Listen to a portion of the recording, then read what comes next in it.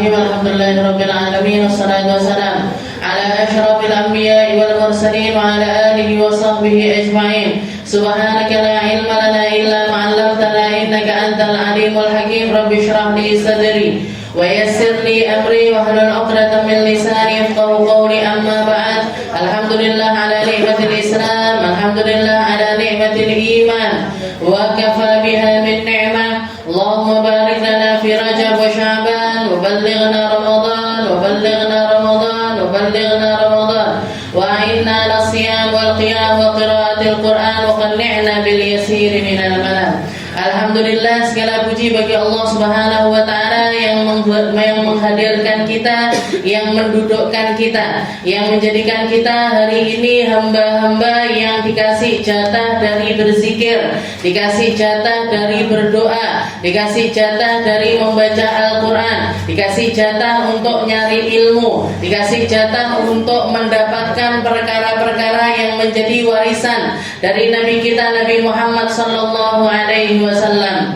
Saya tadi ketika dengarkan Ustazah Fatimah yang ada di dalam bayangan saya, yang ada di dalam benak saya, seakan-akan Allah Subhanahu wa taala ini menawarkan kepada hambanya ketika mereka berakhlak dengan akhlak yang mulia, utamanya adalah ketika mereka dimampukan untuk menahan emosinya. Tawarannya Allah taala untuk hambanya ini, kalau misalkan untuk amal-amal yang lainnya, untuk ibadah-ibadah yang lainnya, barang siapa yang baca surat Al-Ikhlas 10 kali, banallahu lahu baitan fil jannah, Allah taala bangunkan buat dia rumah di surga. Barang siapa yang sholat 6 rakaat setelah maghrib, dibangunkan sama Allah taala rumah di dalam surga. Setiap kali kita baca tasbih, tahlil, zikir dan lain sebagainya, itu akan menjadi hiasan-hiasan taman di rumah-rumah kita di dalam surga. Jadi seakan-akan kalau untuk amalan ibadah yang sifatnya itu peribadatan antara kita dengan Allah taala,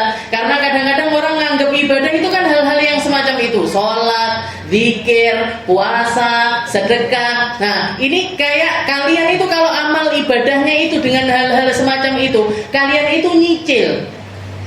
Surganya itu dicicil, rumah dulu, habis itu tamannya, habis itu mungkin interiornya, habis itu mungkin pagernya, habis itu mungkin ini itu dan lain sebagainya. Kanzun min kunuzil jannah. Jadi zikir-zikir itu adalah simpanan-simpanan kita di dalam surga. Tapi kalau untuk orang yang nahan emosi, katanya Allah taala fakana ajruhu 'ala Allah.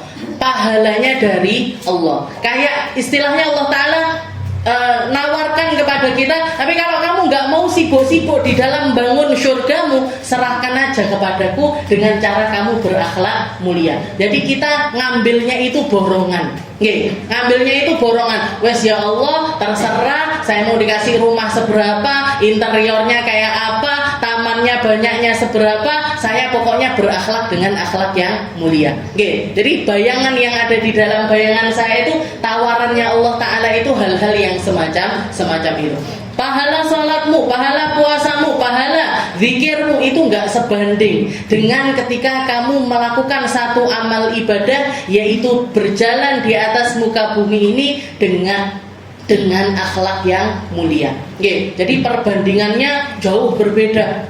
Antara nyicil siji ini kayak kita kalau uangnya pas-pasan bangun rumah, semene dhisik ditekak nih, habis itu nanti pasirnya, habis itu nanti botolnya, dapat rezeki dikit, nyicil keramiknya, ditaruh dulu kan buat finishing kalau untuk hal-hal semacam itu. Tapi kalau untuk akhlak yang mulia, aku. Katanya Allah taala, aku yang bangunkan, aku yang bikinkan. Kamu nanti tinggal menikmati saja di dalam surganya Allah taala. Mungkin kita masuk di dalam golongan yang semacam itu. Memang akhlak yang mulia itu lebih berat, lebih berat dibandingkan kalau kita beramal dengan amal ibadah pada umumnya. Sholat 2 rakaat sama nahan amarah, jenengan pilih mana? Pilih sholat 2 rakaat terus ada 5 menit selesai, 5 menit selesai. Tapi kalau nahan emosi, ben ketemu wongnya kuwi sing biyen. Ketemu lagi kedengeran dia ngomong, kuwi sing biyen. Terus dan itu berulang-ulang terus, apalagi kalau sama orang-orang terdekatnya kita. Kayak tadi yang ditanyakan sama Bu Malika, gimana kalau kita punya masalahnya sama adik sendiri, sama keluarga sendiri, sama orang-orang yang terdekat dengan kita ini, kalau kita punya masalah dengan mereka ini, gimana cara kita untuk nahan emosinya? Karena terulangnya itu sering. Rasa itu akan didatangkan, emosi itu akan datang dalam waktu yang istilahnya terus-terusan, berkepanjangan. Gimana ini caranya cara kita nahan emosi kita? Ada satu kisah di dalam Al-Quran, dalam surat An-Nur itu Allah Ta'ala menceritakan tentang kejadian di mana putrinya Sayyidina Abu Bakar, Sayyidah Aisyah kena fitnah, dianggap sebagai orang yang melakukan perkara fahisyah, melakukan perkara yang buruk, istilahnya berzina, difitnah berzina. Abah mana yang terima kalau anak perempuannya yang dijaga dari kecil dianggap sebagai perempuan yang semacam itu? Emosi beliau. Dan termasuk diantara yang menyebarkan berita bohong itu adalah keponakannya sendiri. Keponakannya sendiri yang dia ini orang gak mampu, dan Sayyidina Abu Bakar itu orang yang setiap bulan ngasih jatah kepada si anak tersebut. Tadi ponakane dhewe, orang terdekatnya sendiri sudahlah nggak mampu, tiap bulan dibantu, malah bikin kabar bohong yang semacam itu untuk putri tercintanya beliau, yaitu Sayyidah Aisyah. Maka ketika kejadian tersebut, Sayyidina Abu Bakar sempat mengatakan, pokoknya ndak tak kein neh, nggak tak kasih lagi jatah bulanannya, tak cabut. Bulanannya dia aku cabut, pemberianku setiap bulan akan aku cabut dari orang tersebut. Maka turun ayat yang mengatakan, apakah kalian ini nggak pengen jadi orang-orang yang diampuni sama Allah Ta'ala? Apa kalian nggak mau jadi orang-orang yang ingin diampuni sama Allah Ta'ala? Maka Sayyidina Abu Bakar orang yang pertama kali mengatakan, bala ya Rabb, ya Allah, saya pengen jadi orang yang engkau ampuni. Akhirnya dikembalikan lagi jatah bulanannya. Jadi di sini bisa kita ambil kesimpulan, salah satu cara kalau kita ini pengen menghilangkan emosi kita dari orang-orang terdekatnya kita pada khususnya, kalau tadi Ustazah Fatimah bilang hadiah, kasih hadiah kepada orang tersebut. Kalau untuk saudara terdekat kita, kasih hadiah rutin kepada mereka. Kasih hadiah rutin, kasih hadiah rutin. Entah itu bulan ini kasih 1 kotak coklat, bulan depannya seember berlian, seember berlian sudah. Jadi dikasih tapi yang rutin, dikasih rutin. Misalkan dia orang nggak mampu, ya kita sesuaikan. Kalau dia orang yang nggak mampu, kita kasih misalkan paket-paket sembako. Kalau dia butuhnya SPP-nya anak-anaknya dibayarkan, dengan bayarkan, rutin, tapi rutin, dirutinkan sampai kapan? Sampai mati. Karena emosi itu juga datangnya setiap waktu, sampai mati kita nggak akan lepas dari rasa sakit hati tersebut. Maka cara nanggulanginnya adalah dengan kita menahannya juga seumur hidup. Itu pahalanya luar biasa di sisi Allah Subhanahu wa Ta'ala. Garek kuat-kuatan hati. Tapi kalau orang yang serius, yang dicari ini ma'indallah, apa yang di sisinya Allah Ta'ala, ya Allah pahalanya gede. Cuman pakai uang sekian, cuman pakai dana sekian, cuman pakai sesuatu yang kecil-kecil 50.000, tapi setiap bulan 100.000, tapi setiap bulan, orang mana yang nggak akan terenyuh dengan hal yang semacam itu. Saya pernah, istilahnya ini kejadian cerita tentang keluarga saya sendiri ya. Abah saya itu juga pernah ditipu sama salah satu karyawannya, dan karyawannya ini saudara sendiri. Masih saudara dekat sama abah saya. Jadi dia nyuri banyak sekali dari toko. Jadi istilahnya bikin nota palsu. Bikin nota palsu yang harusnya harga 100.000 sama dia dibikin 120.000, yang harga 200.000 dibikin 110.000. Itu di total itu per nota bisa 1 juta, bisa 2 juta, bisa 3 juta setiap nota. Dan itu berjalan bertahun-tahun. Berjalan bertahun-tahun baru ketahuan. Setelah ketahuan dikeluarkan orangnya, dikeluarkan dengan resiko dicaci maki sama keluarga, karena masih keluarga sendiri.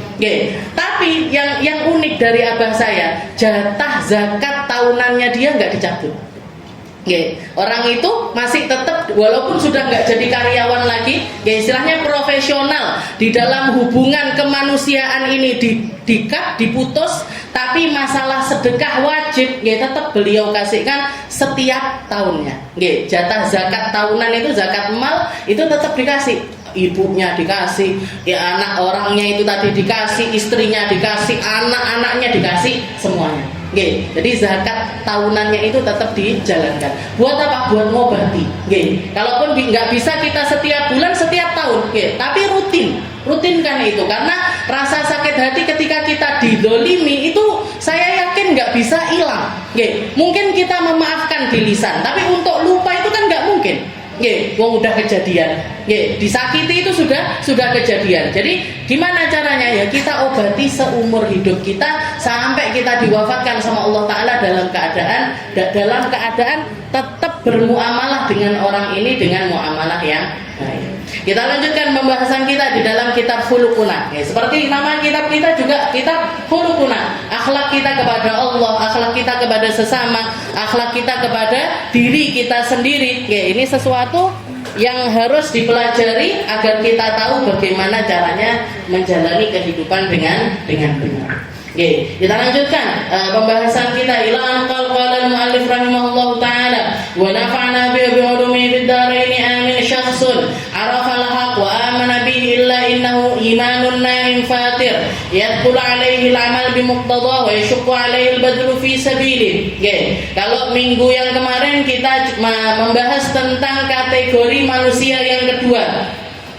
Kategori manusia yang pertama yang bisa kita ajak melakukan kebaikan bersama, meramaikan yang baik-baik itu bersama-sama, melakukan hal-hal yang diridhai Allah Ta'ala secara bersama-sama. Yang harus kita lakukan adalah saling dukung, saling support. Jangan nyari celah dari apa yang diperbuat sama orang-orang baik tersebut. Kalaupun misalkan kita nggak bisa menggabungkan diri kita di dalam komunitas tersebut, jangan sampai kita mencaci apa yang sedang mereka lakukan. Jadi lembaga-lembaga kebaikan, markas-markas kebaikan, komunitas-komunitas kebaikan, dimanapun itu kita masuk ataupun tidak di dalam komunitas tersebut, jangan sampai kita jadi orang-orang yang hatinya tersakiti dengan komunitas-komunitas baik tersebut. Yang harus kita lakukan apa? Gandengan tangan, saling support, saling gembira, saling menyemangati tentang tempat-tempat kebaikan tersebut. Masjid satu dengan masjid yang lainnya harusnya kompak. Musola satu dengan musola yang lainnya harusnya kompak. Salawatan satu dengan salawatan yang lainnya harusnya juga kompak. Majelis taklim satu dengan majelis taklim yang lainnya harusnya saling support. Ojo malah ece-ecenan, saing-saingan, nganggap begini, begitu dan lain sebagainya. Jangan sampai. Mereka ini saudara kita, saudara kita yang kita harapkan untuk masuk surga bersama.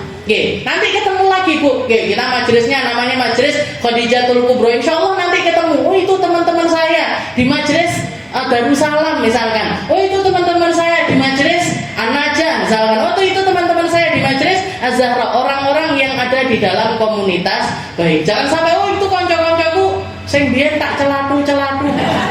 Kan jomplang ini, kan jadinya nggak enak. Jadi komunitas baik itu harusnya gandengan tangan untuk sama-sama mencari jalan menuju ke dalam surganya Allah. Nah itu dan itu kalau kita nggak berkawan dengan mereka, kita mau berkawan sama siapa? Kalau kita nggak gandengan tangan sama mereka, maka kita gandengan tangan dengan siapa?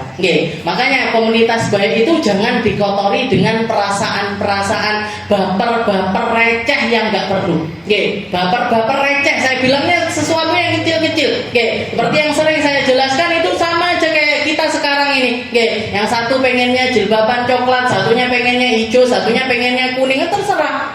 Majelis itu juga gitu, beragam. Sama stylenya seperti itu, dimulainya pakai ini, caranya mereka bermajelis seperti ini. Ya sudah, alhamdulillah, bagus, alhamdulillah Allah Ta'ala ngasih tempat wadah kebaikan yang lainnya. Tambah akeh Ustazah, tambah akeh, tambah apik. Usahanya tambah banyak, tambah apik. Jadi orang-orang yang bermunculan untuk berdakwah tambah banyak, tambah apik. api.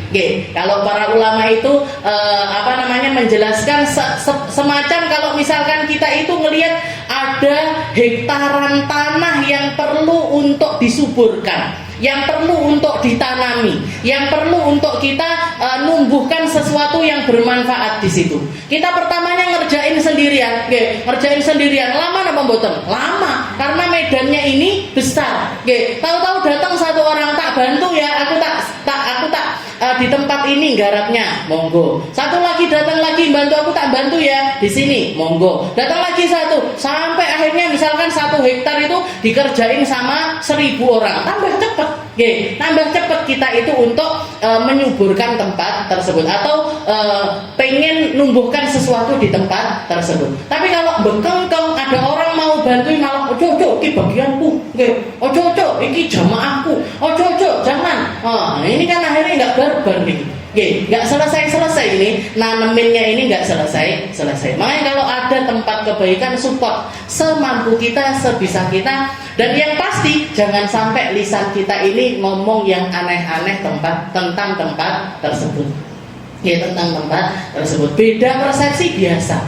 Beda cara biasa. Beda cara biasa. Jangan mungkin biasa ngaji sama saya, perempuan sama perempuan, nggak campur sama laki-laki. Misalkan ada majelis campur saja, di sana ada lakinya, ada perempuannya. Yang ngaji siapa? Ustadz. Sudah toh, alhamdulillah. Yang jadi masalah itu kalau ustazah terus ngajaknya lanang wedok. Ngajikan di sini bapak-bapak, sini ibu-ibu, saya yang ngaji. Nah, ini masalah. Tapi kalau misalkan ustadz, habis itu yang ngaji ibu-ibu atau bapak sama ibu, tapi disekat ada tempat pemisahnya, tempatnya terhormat, orang-orang yang datang di situ dalam keadaan yang terhormat, yang dibaca perkara-perkara yang baik, tapi ustadznya banyak guyonnya, tapi kan tetap ada baiknya. Ustadznya banyak ketawanya, tapi kan tetap bikin kita ini sadar, tetap yang disampaikan ini perkara-perkara keilmuan. Ambil kebaikannya sebanyak mungkin. Sebanyak mungkin. Nah, itu yang perlu kita lakukan. Beda cara, beda persepsi itu biasa. Biasa. Nah, itu yang pertama. Lalu yang kedua, syakhsun arafal haq wa amana bi illa annahu imanun naimun fatir. Golongan kedua, orang baik-baik juga, tapi mereka ini punya iman di dalam dirinya ini masih lemes. Masih lemes, masih tidur, masih semaput. Yang perlu dilakukan apa? Dibangunkan, disemangati, diajak. Jangan bosan-bosan untuk mengajak mereka. Satu hal yang jadi tujuannya kita adalah perkataannya Nabi Muhammad SAW, laisal imanu bitamanni. Iman ini bukan sebuah angan-angan, bukan cuma sesuatu yang cukup ada di dalam hati saja. Walakin ma waqara fil qalb wa saddaqahu al-amal. Tapi sesuatu yang nancep di dalam hati, setelah itu dihiasi atau dibuktikan dengan sebuah pengamalan. Dibuktikan dengan sebuah pengamalan. Islam ini disempurnakan ketika dua perkara ini berjalan beriringan. Apa itu? Iman di dalam hati dan amal dengan anggota badan. Iman yang nancap di dalam hati disertai dengan amaliyah-amaliyah pembuktian yang membuktikan iman tersebut. Berapa lamanya Rasulullah mendakwahkan itu? 23 tahun. 23 tahun Rasulullah istilahnya memperjuangkan perkara tersebut. 13 tahunnya ketika beliau ada di negeri Mekah, 10 tahunnya beliau ketika berada di negeri Madinah. 13 tahunnya Nabi ini fokus di dalam penancapan iman. Nancepin iman. Belum ada syariat sholat, belum ada syariat puasa, belum ada syariat zakat, belum diperkenankan sama Allah Ta'ala untuk berperang dan lain sebagainya. Baru setelah iman ini nancep benar-benar di dalam hatinya orang-orang iman, pindah Rasulullah ke Madinah, turun ayat-ayat yang menjelaskan tentang amaliyahnya. Orang sholat sehari 5 waktu, habis itu nanti puasa itu datang bertahap, sampai disempurnakan di tahun ke-23 dari dakwahnya Nabi kita Nabi Muhammad Sallallahu Alaihi Wasallam. Jadi jalan beriringan, Bu. Iman tok di dalam hati. Misalkan ada orang diajak sholat, sing penting nyambung hatinya. Sholat gak penting. Orang yang hatinya nyambung sama Allah Ta'ala mesti sholat. Orang yang hatinya nyambung sama Allah Ta'ala mesti sholat. Halah, nggak penting wong wedok kudungan, nggak penting pakai jilbab, nggak penting pakai jilbab. Yang penting kan sopan, yang penting nggak berzina, yang penting yang penting hatinya bersih. Ketimbang pakai jilbab hatinya kotor. Kita tahu orang hati kotor sama hati bersih itu lewat mana? Orang yang paling bersih hatinya dari kalangan perempuan itu paling topnya Sayyidah Fatimahuz Zahra. Setelah itu Sayyidah Khadijatul Kubra. Gimana perangainya mereka? Sayyidah Fatimah yang mengatakan orang perempuan yang paling baik adalah perempuan yang enggak dilihat laki-laki dan enggak terlihat laki-laki, atau menuju perkara tersebut. Kalau enggak bisa, saya enggak bisa, Ustaz. Ujuk-ujuk nanti keluar dari majelis cadaran double 5. Bojone kaget kabeh. Ya aliran opo, bujuku ngaji karo sopo, kok ujuk-ujuk cadaran, ya pokoknya aku mau cadaran. Shock suaminya jenengan pasti. Saya tak anu ya. Nah, terus gimana ini? Gimana? Ya kita tahu tentang hal tersebut. Tapi mungkin banyak pertimbangan untuk kita bisa mencapai hal tersebut ini, banyak pertimbangannya. Lingkungannya kita mendukung apa enggak, keluarga mendukung apa enggak, kitanya mampu apa enggak. Ojo sampai cadaran dicepot, cadaran nek, cepot nek, cadaran nek, cepot nek. Sesuai dengan situasi dan kondisi saja. Ketika pengen cadaran. Ketika nggak pengen cadaran. Ketika di sini rapi-rapi, nanti di pantai pakai bikini. Jadi bisa kayak gitu, bisa lepas, bisa lepas lagi, pakai lagi. Nah, ini yang dikatakan sama Sayyidah Fatimahuz Zahra. Kita tahu tentang hal tersebut, walaupun mungkin kita belum bisa mengamalkannya dengan sempurna. Tapi kita respect dengan hal itu. Kita mendukung hal itu. Kita tahu tentang kebaikan di dalam perkara tersebut. Dan kita tahu Sayyidah Fatimah ini perempuan yang paling indah hatinya, paling baik hatinya, dan beliau nutup auratnya secara sempurna. Jadi iman di dalam hati itu butuh dengan sedekahul amal, butuh dibuktikan dengan amaliyah. Saya nggak pelit kok, saya nggak pelit.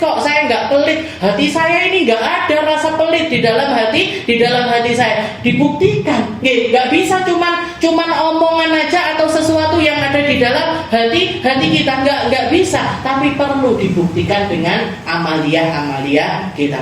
Jangan nggak usah ngomong tapi nyemplungi masjid rutin 50.000. Itu namanya orang nggak pelit. Kita nggak usah ngomong, nggak usah keluar sama orang-orang, tapi ada orang-orang sekitar kita yang kesulitan kita bantu. Nah, itu adalah sedekahul amal. Itu sesuatu yang dibuktikan dengan amaliyah. Jadi ada orang-orang yang imannya itu sudah ada di dalam hatinya, tapi imannya tidur. Gimana caranya dibangunkan? Dibangunkan dengan apa? Dengan zikir. Dieling nih, jangan bosan-bosan ngeling nih, pakai Al-Qur'an, pakai zikir, pakai amaliyahnya orang-orang terdahulu, pokoknya fasilitasi orang untuk mendapatkan kebaikan. Maka orang-orang yang imannya masih tidur ini, insya Allah kalau kita dekatkan dengan hal-hal semacam itu, lama kelamaan bakalan terbangunkan. Lama kelamaan bakalan tergerak hatinya. Aslinya nek opo to nek kono, kok setiap Selasa itu orang kumpul. Yang dulunya nggak ngerti, aku tak jajal lah, duduk sekali, duduk 2 kali, duduk 3 kali, sampai akhirnya istiqomah. Ini dulu majelis ini nggak sebanyak ini dulunya, gitu. Yang awal-awal istilahnya berapa tahun kita? 10 tahun 9 tahun. Yang dulu 9 tahun duduk bersama kita di sini, ini dulu nggak ada Bu, ini baru dijebolnya. Dulunya dari segitu itu. Dan orangnya paling yang datang dimulai dari 10 orang, setelah itu 15 orang, setelah itu 20 orang, tambah sampai penuh tempat ini tadi.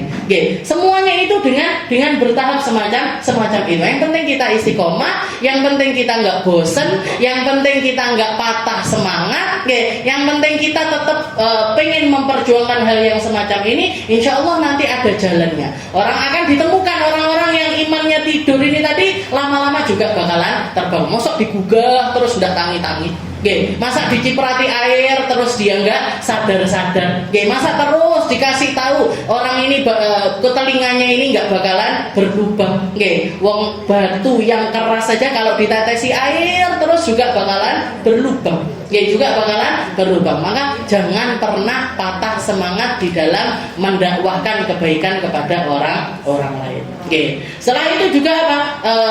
Ditambahi juga dengan fa'in apa min ghaflati wastaiqadha min sabati fadzalika ma nuriduhu lah. Oke. Kalau orangnya ini bangun, oke, setelah itu mau melakukan kebaikan, itu yang kita inginkan. Oke. Saya pernah dapat cerita, oke, Habib Umar bin Hafid itu di awal-awal dakwahnya, ya, di awal-awal dakwahnya beliau itu pengen dakwah di kalangan anak-anak remaja.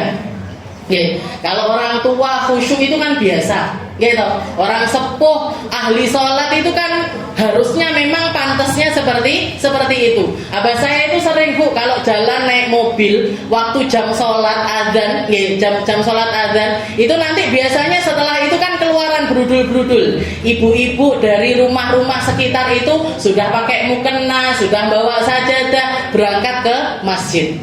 Tapi rata-rata yang seperti itu ya orang sepuh-sepuh. Oke. Kata abah saya, delok, orang tua itu ya pantasnya kayak gitu. Oke. Orang tua-tua itu ya harusnya pantasnya seperti itu. Oke, nunggu waktu sholat. Oke, anak-anaknya mungkin sudah ekonominya mapan semuanya. Dia sudah tinggal duduk-duduk aja, tinggal mikiri ngamal untuk akhirat. Oke, pantas sekali kalau orang tua-tua itu keluar dengan model yang semacam itu. Oke, pakai mukena, bawa sajadah berangkat ke masjid. Oke, jenengan bayangkan kalau ibu-ibu usia 50 tahun ke atas, oke, jamnya sholat malah ngemol, oke, jamnya sholat malah ke tempat yang begini, oke, tamasya di pantai, nggak apa-apa sebenarnya, pengen refreshing misalnya nggak apa-apa, oke, tapi coba jenengan rasakan yang umurnya sudah 50 tahun ke atas ini, oke, rasa nikmat di dalam kita mantai bertamasya itu letaknya di mana?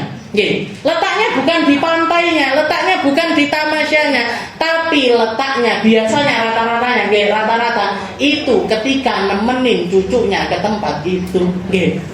Kok jenengan? Saya aja sudah seperti itu. Saya sudah seperti itu. Mau dolan kemana? Anak kecil-kecil diajak apa enggak? Enggak diajak. Krik-krik nyapoto awake dhewe iki di pinggir pantai, delok-delok pantai, enggak ada anak kecil yang diajak renang, lucu. Tapi kalau sudah bawa anak kecil-kecil, mereka main-main air, main-mainan, kita tinggal video, ketawa-ketawa di pinggir-pinggir. Biasanya nikmatnya orang tua-tua itu sudah bukan di dirinya sendiri, tapi di dalam diri anaknya ataupun juga cucunya. Umur 60 tahun main wahana dijadi 4 main roller coaster misalkan. Ini orang-orang yang di bawah, ibu-ibu udah nyebut. Jadi kenikmatannya ini cucu-cucunya anak-anaknya yang naik ini, ibu-ibunya cuman tim hore. Pantasnya kemana? Ke masjid. Pantasnya kemana? Ke musola, Bu. Itu harusnya yang jadi rutinitasnya kita. Habib Umar juga gitu. Dikatakan beliau itu kalau orang tua-tua itu sudah banyak. Beliau masih muda. Habib Umar itu mulai umur 13 tahun udah dakwah. Umur 13 tahun beliau sudah berdakwah. Umur 15 tahun, 17 tahun itu sudah berkembang dakwahnya beliau. Jadi beliau pengen dakwah di kalangan anak-anak muda. Yang beliau targetkan adalah anak-anak yang sering main bola di sekitar rumahnya beliau. Jadi ada lapangan besar, ada anak kecil-kecil itu sukanya main bola di situ. Habib Umar datengin mereka. Rutin, bukan buat ngaji tapi buat nonton. Bukan buat ngaji dulu tapi nonton. Nonton mereka setengah jam, 1 jam, 1 jam main bola, 1 jam. Setelah itu nanti orang kan akhirnya kenalan, dekat. Orang-orang ini anak kecil-kecil itu ini sebenarnya siapa sih kok nggak ikut main bola tapi ngelihat kita main bola. Akhirnya tambah kenal. Setelah itu beliau mulai masukkan dakwah ke anak-anak tersebut. Katanya beliau istilahnya, Kak, aku sudah duduk sama kamu setengah jam melihat kalian main bola, sekarang tolong dengarkan saya setengah jam. Nggih. Habis itu ditambahi, kalian main bola tak lihat 1 jam, nanti kalian dengarkan saya satu jam. Nggih. Dimulai dari situ. Nggih. Jadi dakwahnya beliau di lapangan bola. Di lapangan bola yang dulunya pakai main bola biasanya kan celananya pendek. Nggih. Katanya Habib Umar, ini paha ini masih aurat. Turunkan, belikan celana yang lebih panjang. Akhirnya main bola pakai celana yang lebih panjang. Dari situ berkembang sampai akhirnya punya pondok. Sampai pondoknya ini muridnya jadi ulama-ulama besar di berbagai macam negara. Oke, jadi perjuangan. Itu yang kita ingin. Yang dikatakan wastaiqadha min sabati fadzalika ma nuridula. Kalau ada orang-orang yang terbangunkan dengan apa yang kita lakukan, maka itu yang kita inginkan. Wa illa fa huwa akhuna ala kulli hal, nas'alullaha lana wa lahul hidayah. Kalau kita sudah ngajak, kita sudah ngomongi, sudah nuturi, sudah menjelaskan, mereka enggak mau enggak bangun juga ini imannya, enggak sadar juga untuk melakukan kebaikan, maka mereka tetap saudara kita di dalam keimanan. Nas'alullahu lana walahul hidayah. Tinggal minta hidayah dari Allah. Allah yahdi. Semoga Allah Ta'ala ngasih hidayah kepadamu. Ojo ditungane sing elek-elek, Bu. Sepanjang yo wong dedel ora gelem ngaji, wis takjak bertahun-tahun banget gelem ae, gak waleh aku ngajari. Nah, mungkin kalau sama teman yang sudah dekat sekali nggak apa-apa kayak gitu. Nggih, nggak apa-apa kayak gitu. Jadi tapi sudah paham karakternya. Nggih, kalau yang belum tak paham karakternya ya sakit hati. Nggih, tapi kalau sudah paham karakternya kan nggak akan sakit hati, insyaallah. Nggih. Itu kategori yang kedua. Sekarang kita masuk yang ketiga. Nggih. Syakhsun mutasyakkik la yahtadi sabilan. Nggih. Golongan yang ketiga adalah seseorang yang di dalam hatinya ini masih penuh keraguan kepada Allah Subhanahu wa taala. Jadi imannya belum jejak. Imannya itu belum nancap, imannya itu belum, atau istilahnya masih perlu untuk ditegakkan, masih perlu untuk difahamkan dengan kefahaman yang benar. Syakhsun mutasyakkik la yahtadi sabila. Seseorang yang hatinya ini penuh dengan keraguan dan dia enggak ketemu jalannya menuju Allah. Nggak ketemu jalannya menuju Allah. Orang semacam ini, Bu, banyak sekali.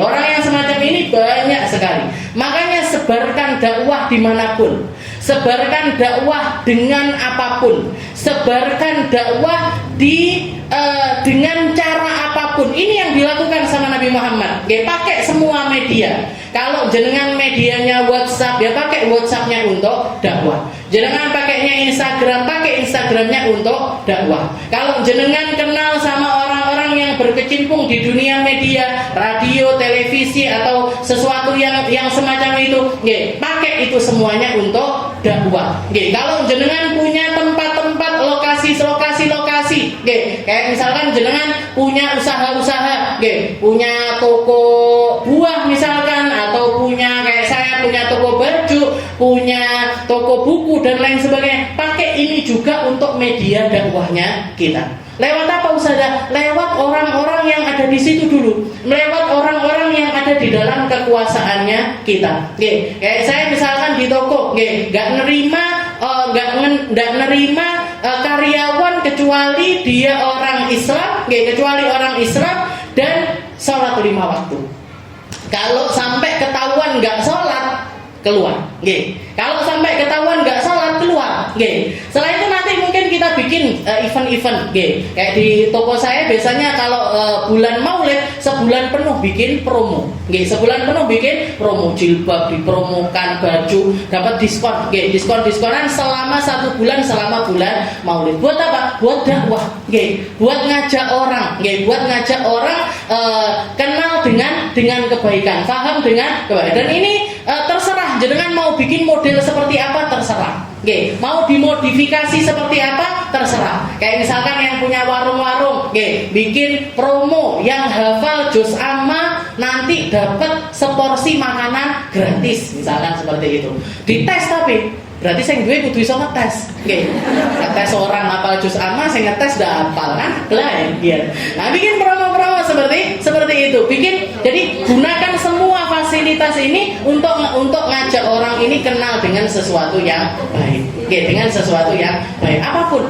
Jenengan punya kekuasaan, jadi saya masuk di komunitas saya komunitasnya arisan ini. Masukkan dakwah di situ. Saya masuk di komunitas motor-motor. Masukkan dakwah di situ. Sesekali coba nggak motoran, ayo sesekali kita ngaji. Atau kalau nggak bisa di hari-hari yang lain, Ramadan lah paling nggak ngaji.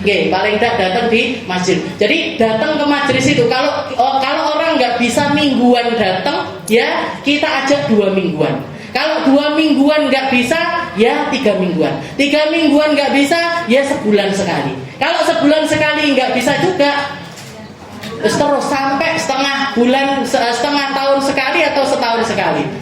Pokoknya enak ngaji nih. Pokoknya ada ngajinya. Makanya kita tetap butuh sama orang-orang yang berdakwah dengan berbagai macam cara. Dengan berbagai macam cara, dengan berbagai macam kesempatan yang mereka miliki. Dengan segala macam kesempatan yang mereka miliki, ayo sebarkan dakwah. Karena orang-orang semacam ini banyak sekali. Syakhsun mutasyakkik, orang-orang yang hatinya ini masih penuh dengan kebimbangan.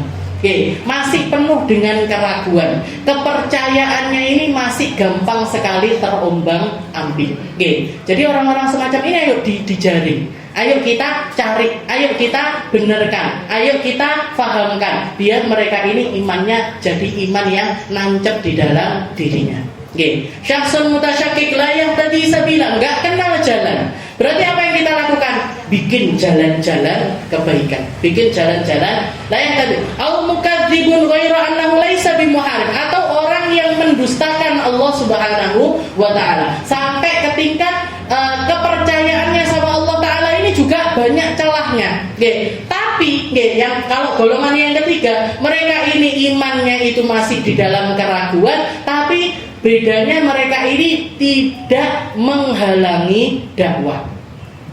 Ghairu annahu laisa bimuharibin wala mu'awwiqi tariqid dakwah, tapi mereka ini enggak menghalangi dakwah, enggak mencaci maki dakwah, enggak menghalang-halangi orang untuk melakukan kebaikan, tapi hatinya dia masih seperti itu.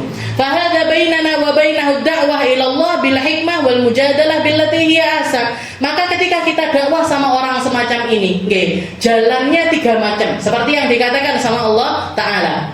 Wa ud'u ila sabili rabbik bil hikmah wal mau'idah hasanah wajadilhum billati hiya ahsan. Kalau kamu mau dakwahin orang yang hatinya masih terombang-ambing semacam ini, maka lakukanlah dengan penuh hikmah, dengan akhlak yang baik, bukan dengan cara-cara yang buruk. Bukan dengan cara-cara yang buruk, dengan cara-cara nyaci maki mereka lari. Katanya Allah Taala mengatakan, bahkan Nabi Muhammad SAW ditegur sama Allah Taala, in kunta faddan ghalidan lan faddu min haulik. Kalau kamu jadi orang yang keras, kalau kamu jadi orang yang semena-mena sama orang, wahai Muhammad, lan faddu min haulik, mereka akan lari darimu. Maka jadilah kamu orang yang lemah lembut, jadilah kamu orang yang sabar, jadilah kamu orang yang menunjukkan akhlak yang baik, maka orang-orang yang semacam ini akan datang dalam keadaan merunduk kepada dirimu. Saya pernah dengar, salah satu ulama yang terkemuka di Jakarta, namanya Habib Mundir Al-Musawah. Beliau itu dakwahnya memang dari masjid-masjid kecil, musola-musola kecil, langgar-langgar itu dijelajahi sama beliau. Sampai nanti kalau sudah kekumpul komunitasnya, beliau bikin majelis. Jadi keliling di seluruh Jakarta. Sampai pernah beliau itu, mungkin kalau bahkan sampai sekarang sepertinya, kalau ada majelis salawat terbesar itu adalah namanya majelisnya adalah majelis Rasulullah, majelis yang dibangun sama Habib Mundir Al-Musawah. Saya pernah dengar cerita beliau itu pernah mau bikin salawatan, mau bikin acara di salah satu desa di daerah di tempat yang agak pelosok. Tapi salah satu hal yang bikin terhambat ini, acaranya ini terhambat, itu ada ketua geng preman yang rumahnya itu di dekat situ. Tidak ada orang yang berani pamit, nggak ada orang yang berani. Terus itu pokoknya terkenal bengis, terkenal jahat, terkenal kalau ngapa-ngapain orang itu sadis, nggak istilahnya nggak mau mukulin orang itu wong preman, istilahnya preman lah seperti itu. Akhirnya Habib Mundir sendiri yang harus turun, nggak cukup ini anak buahnya nggak cukup, akhirnya beliau sendiri yang turun. Yes, aku aja yang datang. Mana rumahnya, tunjukkan rumahnya. Jangan Beb, nanti jenengan diginikan dan lain sebagainya. Tapi beliau tetap pengen datang, pengen marani rumahnya si preman itu tadi. Datang beliau ke rumahnya, dipersilahkan, istilahnya pintu pagarnya ini dibuka. Si premannya itu duduk di teras rumahnya sambil rokokan, minuman keras di samping-sampingnya. Jangan bayangkan minuman keras di samping-sampingnya, rokokan, tatoan sak badan, kita melihatnya aja sudah ngeri. Tapi Habib Mundir ini datang dengan senyum yang lebar khasnya beliau, dengan senyum yang lebar, didatengin, disalamin, dicium tangannya, Bos. Dicium tangannya si preman ini tadi, dicium. Begitu dicium sama Habib Mundir, katanya si premannya, ganti premannya yang nangis. Beb, tangan ini bahkan istri saya dan anak-anak saya itu jijik mau nyium. Tangan saya ini, anak saya, istri saya sudah bertahun-tahun gak pernah mau nyium tangan saya, karena saking banyaknya perlakuan jahat saya kepada mereka. Jenengan kok datang nyalamin saya, malah bahkan nyium tangan saya. Malah bahkan nyium tangan saya. Nangis, si preman ini tadi nangis, meluk Habib Mundir, istilahnya pokoknya jenengan jadi guru saya tobat, bantu saya tobat, Beb saya. Seperti itu. Jadi orang-orang yang dalam hatinya ini masih penuh keraguan, yang perlu kita lakukan kepada mereka itu dakwah kepada mereka bil hikmah. Dengan hikmah wal mau'idhah hasanah, dengan pemahaman yang baik, dengan nasihat-nasihat yang baik, tanpa kesan menggurui, tanpa kesan merasa paling, tanpa kesan menganggap diri ini paling baik, superior dan lain sebagainya. Perlunya kita dakwah sama orang-orang yang hatinya masih semacam ini adalah kita bil hikmah. Bahkan kalau perlu dikatakan wajadilhum billati hiya ahsan. Kalaupun misalkan kita memerlukan mujadalah itu artinya perdebatan. Kalau memang kita perlu berdebat, debatlah billati hiya ahsan, dengan sesuatu yang akan mendatangkan kebaikan lebih. Jadi kita harus tahu kapasitas diri kita. Kalau jenengan mau dakwah terus masuk ke ranah perdebatan, kita harus tahu kapasitas diri kita. Kira-kira kalau saya debat orang ini, saya yang menang apa saya yang kalah? Kalau saya yang kalah, nggak usah berdebat. Kalau misalkan sekiranya kita bisa melakukan sesuatu yang bikin dia ini billati, makanya bahasanya wajadilhum billati hiya ahsan. Wajadilhum billati hiya ahsan. Kita dakwai mereka lewat ranah perdebatan, tapi perdebatan yang ujungnya itu adalah kebaikan, bukan yang ujungnya ini nggak baik. Bukan yang ujungnya ini bikin ngelantur kemana-mana, bukan yang ujungnya ini bikin orang malah ilfil sama agama, enggak. Jadi kita ini yang berdebat ini yang harus tahu dengan kapasitas dirinya. Kalau enggak bisa, jangan sungkan-sungkan nolak. Jangan sungkan-sungkan untuk mengatakan nggak ngerti, nggak paham, itu bukan di kapasitas saya. Jangan pernah malu. Nanti dikira bodoh, nggak apa-apa. Mendingan kelihatan bodoh ketimbang kita terhalang dari masuk surganya Allah. Panjang aku nggak ngerti kok. Memang saya nggak paham kok. Memang bukan ranah saya, bukan kapasitas saya. Katakan semacam itu kalau ada orang-orang yang ngajak debat dengan cara-cara yang nggak baik. Dengan cara-cara yang wajadilhum billati hiya ahsan. Imam Abu Hanifah itu pernah berkali-kali diajak berdebat sama orang-orang ateis atau orang-orang yang nggak kenal sama Allah Subhanahu wa Ta'ala. Tapi beliau memperlakukan atau mendebat mereka ini dengan debatan yang baik. Seperti yang pernah saya ceritakan, Imam Abu Hanifah diajak debat sama kaum ateis, sudah janji nanti ya kapan, harinya hari ini, jamnya jam berapa, jam sekian. Udah mengumpulkan orang, sudah mengumpulkan banyak orang untuk mendengar, untuk menyaksikan perdebatan tersebut. Imam Abu Hanifahnya datang telat sekali. Katanya si orang ateis ini bilang, lihat imam kalian cemen istilahnya, atau pengecut, nggak berani datang ke debat ini. Sampai 1 jam 2 jam itu sudah mau bubar, baru datang Imam Abu Hanifah. Begitu datang, katanya orang ateis, kamu tadi dari mana aja kok sampai 2 jam terlambat kamu? Katanya Imam Abu Hanifah, ya aku tadi pas waktu jalan dari rumah, nggak nyampe di satu sungai, nggak ketemu perahu. Ketika saya nggak ketemu perahu, tahu-tahu ada petir nyamber satu pohon, tahu-tahu pohonnya itu tumbang. Setelah tumbang, ujuk-ujuk dari perahu, ujuk-ujuk keluar ininya, keluar bagian pinggirnya ini, keluar ininya, bagian bawah deknya keluar, tempat ininya keluar, mesinnya keluar, dayungnya jadi, terus tak dayung sampai saya ketawa orang ateisnya, nggak mungkin, masa ada kayak gitu, masa ada pohon tahu-tahu tumbang terus tahu-tahu jadi pohon. Lah itu kamu ngerti, katanya Imam Abu Hanifah, lah itu kamu ngerti. Kalau satu perahu aja nggak mungkin jadi perahu kecuali ada pembikin perahunya, terus gimana ceritanya dengan alam semesta ini? Gimana ceritanya dengan langit? Masa ada langit tanpa penciptanya langit? Masa ada bumi tanpa penciptanya bumi? Masa ada manusia tanpa penciptanya manusia? Masa ada hewan-hewan tanpa pencipta dari hewan tersebut? Nah, itu kamu ngerti? Nggak pakai dalil, Bu. Nggak pakai ini Al-Qur'annya, ini hadisnya, ini dalil aklinya, ini dalil naklinya, kesuwen. Kelamaan, didebat dengan cara semacam itu, fabuhitalladzi kafar. Orang-orang kafir itu pasti terdiam kalau sudah mendebat tentang keesaannya Allah Ta'ala atau tentang Sang Pencipta. Nah ini yang harus wajadilhum billati hiya ahsan. Kalau ada orang ngomong misalkan, buat apa ziarah makom, minta sama orang-orang yang sudah mati dan lain sebagainya. Kasih aja. Di dalam Al-Quran lo dikatakan wala taqulu liman yuqtal fi sabilillahi amwat bal ahya'un 'inda rabbihim yurzaqun. Jangan sampai kalian jadi orang-orang yang nganggep orang-orang yang mati di jalannya Allah Ta'ala itu sebagai orang mati. Bal ahya' 'inda rabbihim, tapi mereka tetap hidup di sisi Allah Subhanahu wa Ta'ala. Ini dalilnya adalah Al-Quran. Wajadilhum billati hiya ahsan. Jadi mujadalah bil ahsan, mujadalah yang akan mendatangkan sebuah kebaikan.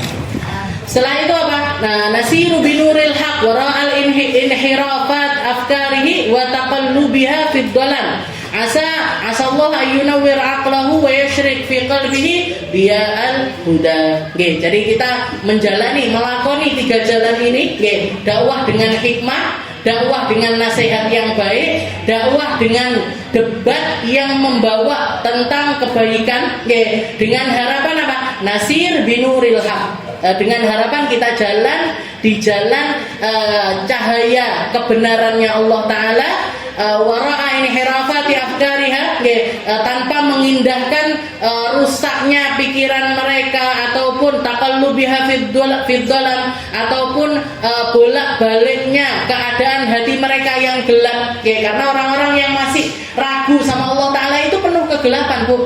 Hatinya gelap, pikirannya gelap. Hatinya gelap, pemikirannya juga gelap. Meskipun gelapnya ini macam-macam, dokter, profesor, dan lain sebagainya. Nah, tapi kalau misalkan mereka ini nggak ada cahayanya Allah Ta'ala, gelap semuanya. Ilmu itu akan menyesatkan dia, dan kalau dia ngomong akan menyesatkan orang lain kalau nggak ada keimanan di dalam dirinya. Makanya kalau nyari agama, ya cari dari orang-orang yang ilmunya itu benar dengan hati yang bercahaya. Dengan hati yang bercahaya. Wa taqallubiha fid dalal, asallahu yunawwir aqlahu wa yusyrik fi qalbihi biya'al huda. Dan harapannya kita kalau kita terus dakwah, maka Allah Ta'ala akan menyinari akal mereka dan memunculkan di dalam hatinya cahaya-cahaya petunjuk dari Allah Subhanahu wa Ta'ala. Wallahu a'lam bishawab. Insyaallah kita lanjutkan di pertemuan selanjutnya tentang golongan manusia yang terakhir, golongan manusia yang keempat, yang bukan hanya hatinya ini masih penuh dengan keraguan kepada Allah Ta'ala, tapi mereka juga menghalangi jalan dakwahnya Allah. Mugi-mugi kita semuanya dapat hidayah dari Allah.